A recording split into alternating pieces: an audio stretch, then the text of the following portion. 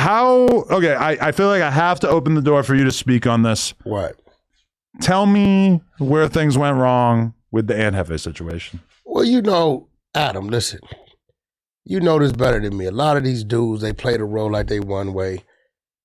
I'm good at playing the role. I sit back and watch and I wait to see when they're going to want to go bad. And usually when shit slows down and they need something to talk about, use Wack's name.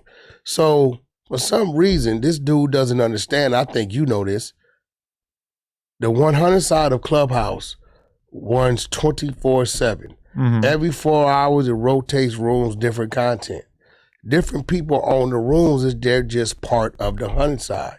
Okay. Right? Exclusively in our rotation. So I get a text. My spies is telling me Bumpy, who's from Skyline Power, who's from San Diego, is going crazy on Aunt Jefe. Okay. I come in the room. Bro, what y'all talking about? So when he goes to tell me something about Aunt Jefe's content, I just listened to Aunt Jefe's content, but I didn't know he had dropped a third segment. With X4, you mean? No, it wasn't even that one. He was talking about the Martin Luther King thing, right? Oh, right. So I listened to the first one or two, whatever it is what it was, right? So as I'm telling Bump, nah, that ain't, he like, nah, you don't know what he just dropped. So when they sent it to me, I wasn't ready for what I read. Mm-hmm. I'm gonna be real. So it's kind of like my mind is like, okay, well, how do I navigate myself through this without Aunt Jefe feeling like I'm on some bullshit? So I gave the room back to the motherfucker that's running the room. I'm texting Aunt Jefe telling him, hey, bro, they're running the room on you, whatever you. I sent him on the text what they're talking about.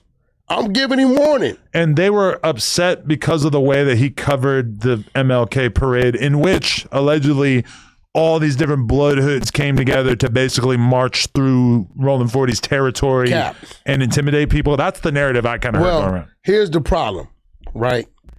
Here's what I couldn't defend. When you a member, as they like to say it, or a street dude, if it's 3 Bloods and 15 Crips jump out and take off on us, right? Mm-hmm.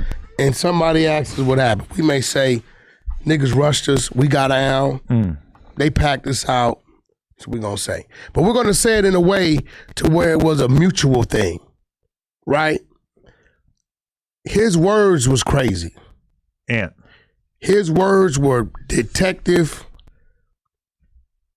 CDC 115-ish, as the police write it up. But what could he possibly say to add to this, given that he wasn't there and had no direct knowledge of it? He said... He's just reacting to the clips. He said the Bloods, right, bonded together. That's what everybody's saying. And then he started to name different blood sets. Right. To go and attack the Crips. That you can write some shit like that. Now what you did was made the Crips look like they victims, which I don't know no Crips, no Keyways. I don't give a what happened to them. Ever gonna say we got attacked by the Bloods. See, at that point in time, now you got victim and you got the aggressors, right? And that ain't how we format shit. We just gonna say we got down, we squabbled up, niggas tried to pack us out, but it's gonna be in a way where either side is not saying, look what y'all did to us, or we're victims. I've never seen a street dude write like that and say, the Bloods bonded together to go down to whatever, to attack the Crips. So this is what what they did. Like, it's not like he predicted that. That's actually what you saw in the video. All I know is a squabble. All this, who went to attack, we don't talk like that. We don't use that terminology. Any Crip, real Crip is never gonna say we got attacked by anybody. But he's talking about other Crips. He's a Crip. He ain't that kind of Crip. So you saying he was saying it to discredit those Crips. No, I'm just saying he was What are talking you about saying? those Crips from that neighborhood. He's describing what he's seen in the video. We all seen the video. That's pretty much what happened, right? No, I just seen motherfuckers squabbling up.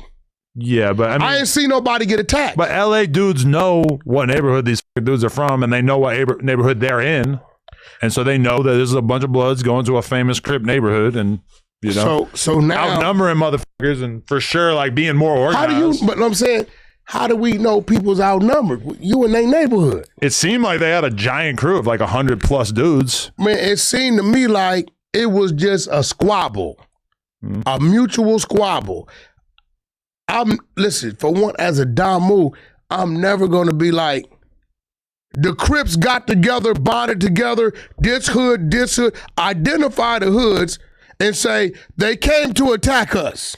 No. I just don't think that information would ever be useful to law enforcement. You crazy as a motherfucker. Because he says he's a real street nigga. Imagine So the cops being like, well, Exhibit A, Aunt Hefe's YouTube channel, a guy who wasn't there, had no direct knowledge of it, who was just kind of describing what he saw on a clip filmed on a phone. But yet they're saying people got stabbed and all kind of shit. So when you start hearing that type of shit, you kind of stay away from that type of shit. You don't go in there and be like, and again, Bumpy was running the content.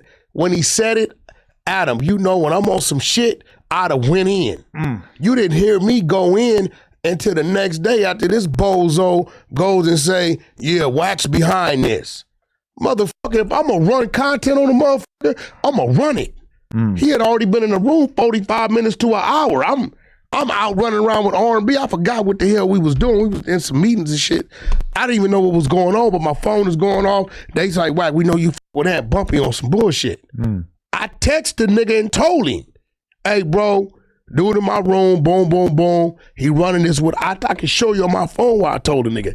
But I just think people been in his ear so long with watch, whack this. Look, bro, at the end of the day, I know dude do 600. I interviewed him up here, no jumper. And you know, he was all right with me. I ain't got no motherfucking issues with his neighborhood. They ain't did nothing directly to mine. So, you know, it just was what it was. It wasn't one of them things where he one of them dudes where I'm doing business with and shit like that. But he used to always tell me, you know, yeah, people telling me, and I'm telling myself, it's nothing I can gain from you, bro.